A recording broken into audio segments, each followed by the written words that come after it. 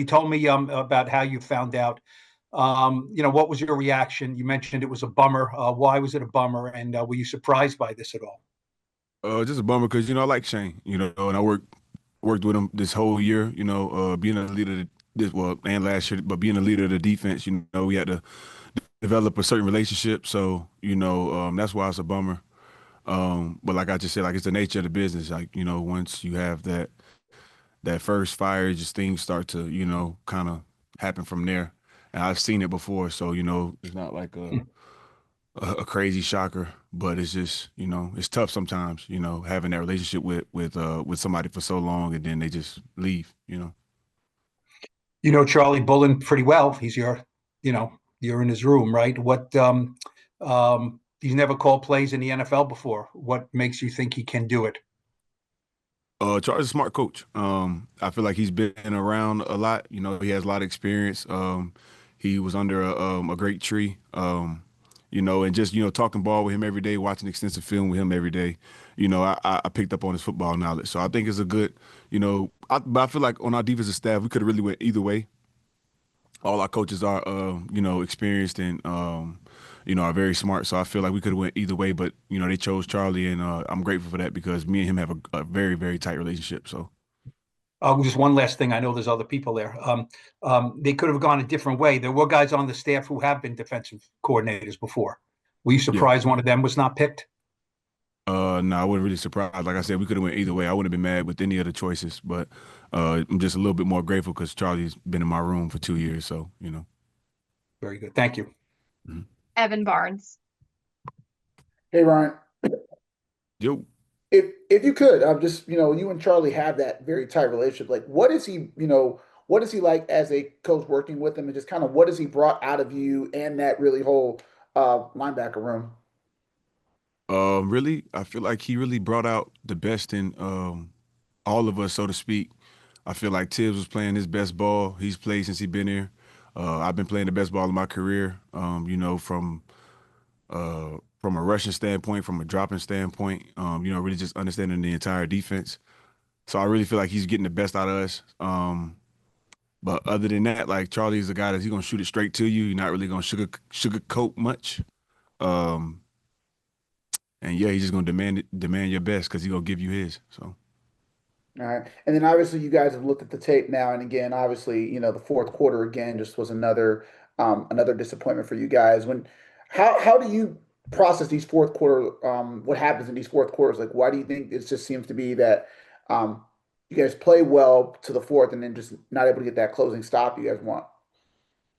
Just the critical moments. It's one play here, one play there, and with a guy like Gibbs, couldn't give him much room because he has that home run speed that can really hurt you, which he showed us. So you got to be tight on all cylinders, playing a guy like that dynamic. So that's where we failed in that aspect in those critical downs, and that's what we have to be better at. So. All right. Thank you.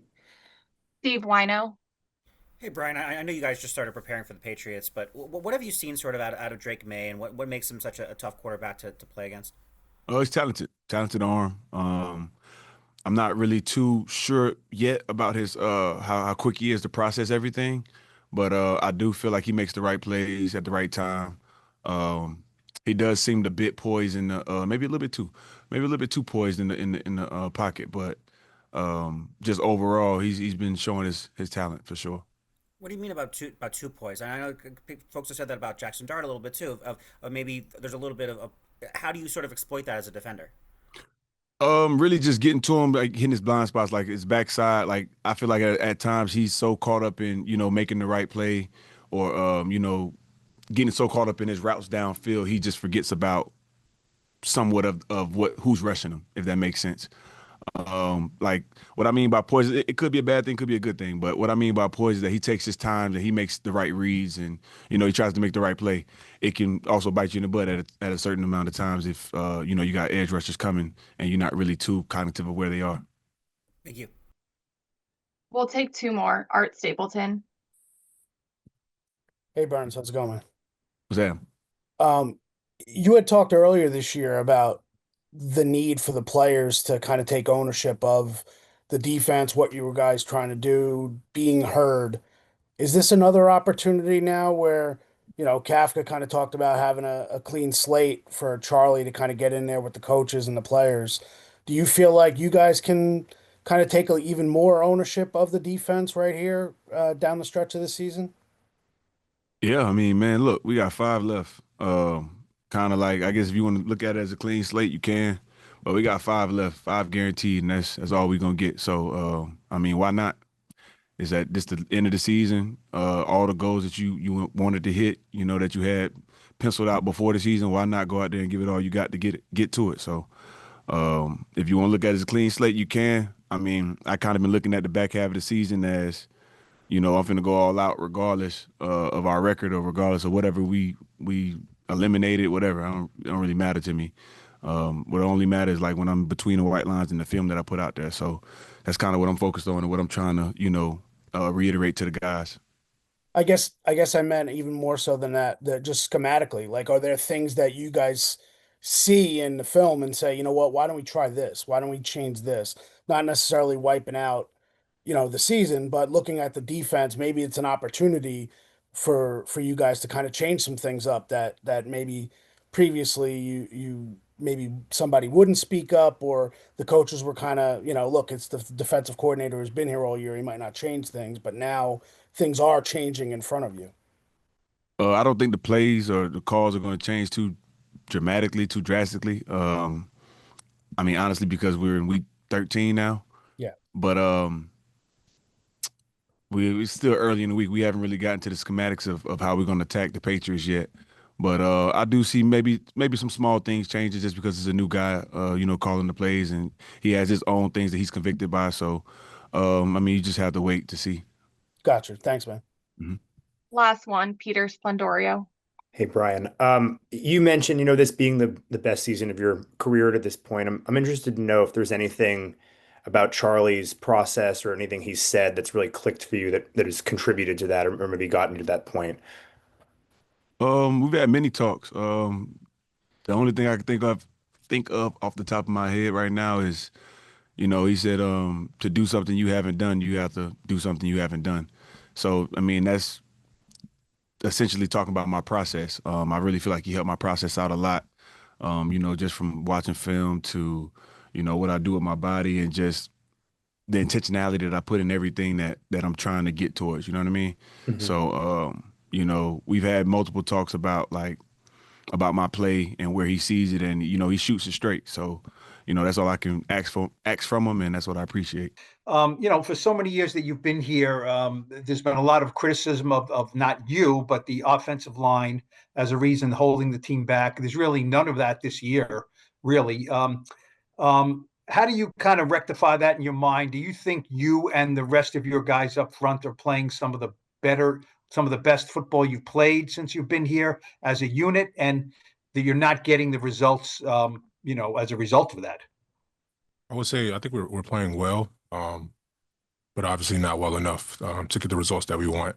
At the end of the day, it's a team sport. It takes everyone. If we have to do more, we have to find a way to do more to get the wins. How has the continuity helped? I mean, since you've didn't start the first 2 games, you've been on the field. The guards haven't missed anything. John Michael missed a couple. Illuminor just missed one. But for the most part, your 5 guys are playing every snap together. How Yeah, important has that been? it helps a ton. We have a veteran group, and getting more snaps together, just watching film, getting more practice reps. I think it helps us. We communicate a lot better. Our combinations and passing off games and stuff like that. I think it's important.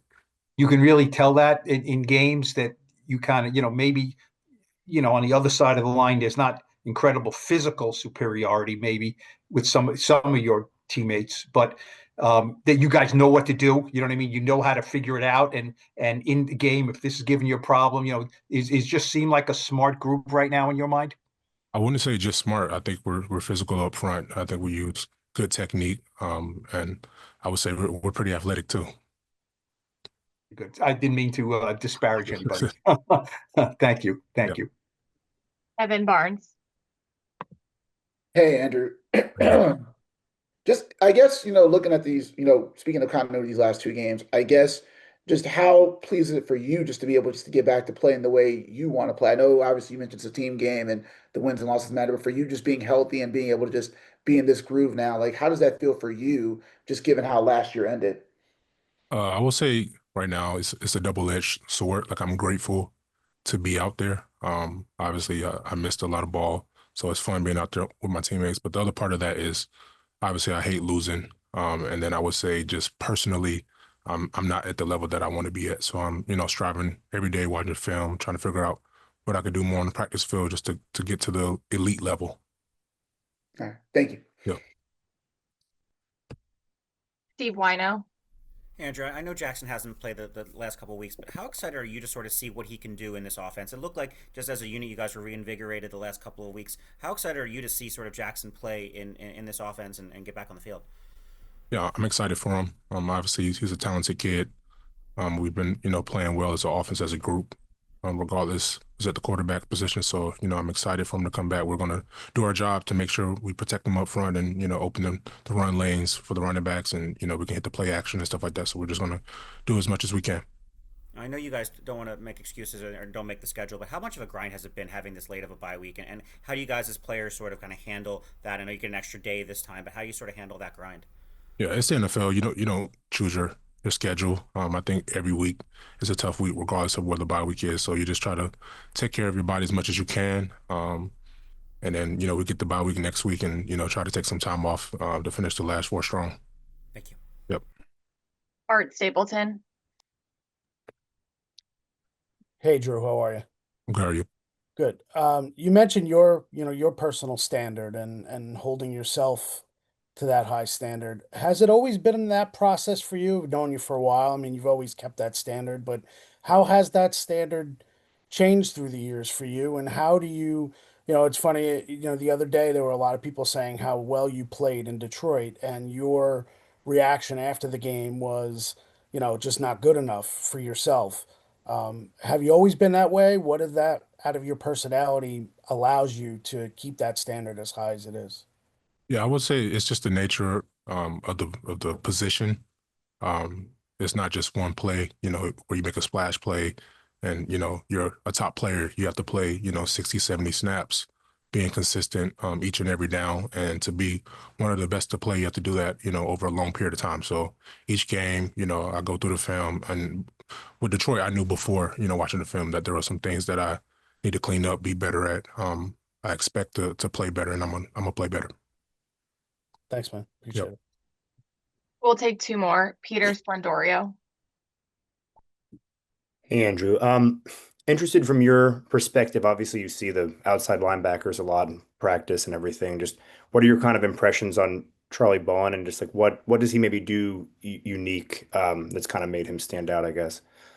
Yeah, we don't spend much time with the defensive coaches, but I would say just since he's been here, he's done a good job of, talking to us about ball, just like how we approach different guys, our sets, our hands, timing, things like that. And we ask him questions as well about rushers that we might be facing, what his opinion may be. But I think he's done a good job with the outside linebacker group. Obviously, they're talented, but I've seen, growth in those guys from, the 2 years that he's been here. So excited for him to get the opportunity. Cool. Thank you. Yep. Last one, John Schmelk.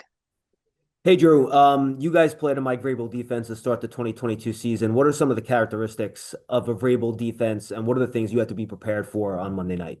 Yeah, I haven't watched a ton of film yet, but obviously, they're a great team. They have a great record up front. I know they're going to have a physical mentality.